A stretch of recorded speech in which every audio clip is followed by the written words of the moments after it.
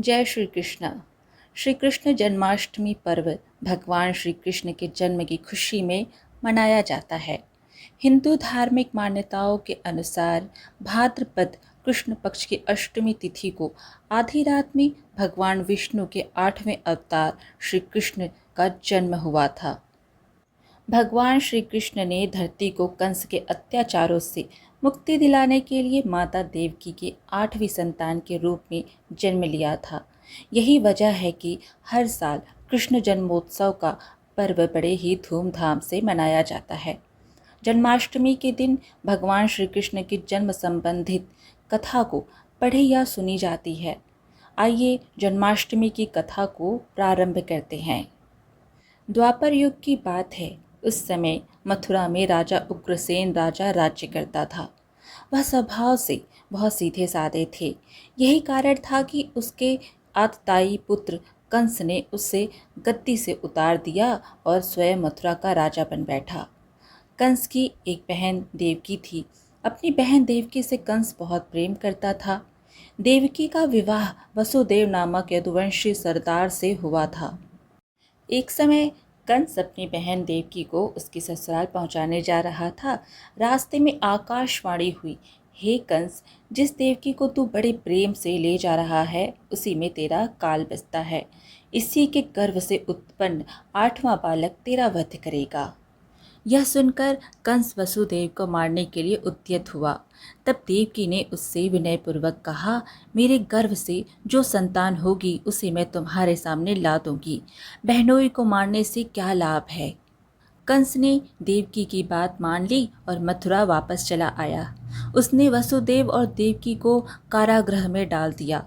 देवकी ने कुछ समय के बाद 7 संतानों को जन्म दिया। कंस ने सभी को एक एक करके जमीन पर पटक कर मार दिया। इसके बाद जैसे ही देवकी फिर से गर्भवती हुई, अब 8वां बच्चा होने वाला था। कारागार में उन पर कड़े पहरे बैठा दिए गए।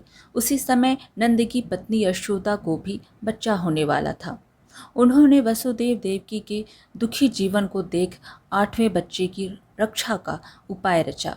जिस समय वसुदेव देवकी को पुत्र पैदा हुआ उसी समय संयोग से यशोदा के गर्भ से एक कन्या का जन्म हुआ, जो और कुछ नहीं सिर्फ माया थी।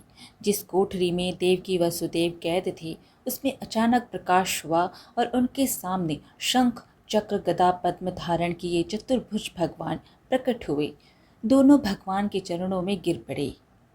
तब भगवान ने उनसे कहा, अब मैं पुनः नवजात शिशु का रूप धारण कर लेता हूँ। तुम मुझे इसी समय अपने मित्र नंद जी के घर गोकुल भेज आओ और उनके यहाँ जो कन्या जन्मी है उसे लाकर कंस के हवाले कर दो। इस समय वातावरण अनुकूल नहीं है, फिर भी तुम चिंता ना करो। जागते हुए पहरेदार सो जाएंगे, कारागृह के फाटक अपने आप खुल जाएंगे और उफनती अताह यमुना तुमको पार जाने का मार्ग दे देगी।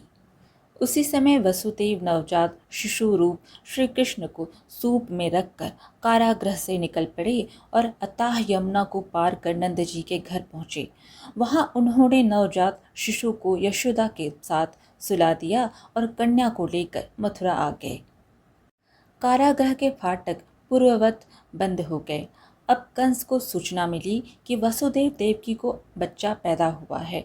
उसने बंदी गृह में जाकर देवकी के हाथ से नवजात कन्या को छीनकर पृथ्वी पर पटक देना चाहा, परंतु वह कन्या आकाश में उड़ गई और वहां से कहा, अरे मूर्ख, मुझे मारने से क्या होगा। तुझे मारने वाला तो गोकुल में जा पहुंचा है।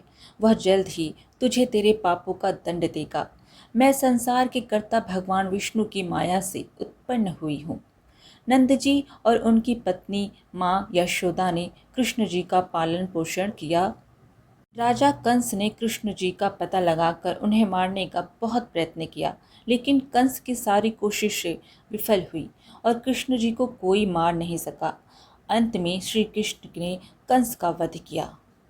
कंस की मृत्यु के पश्चात देवताओं ने आकाश से पुष्प वर्षा की। जय श्री कृष्ण। इस प्रकार आज की कथा यहीं पर समाप्त हुई। फिर मिलेंगे एक और धार्मिक कथा के साथ। वीडियो पसंद आए तो लाइक शेयर ज़रूर करें और धार्मिक कथाएं सुनने के लिए हमारे चैनल को सब्सक्राइब कर लीजिए। धन्यवाद।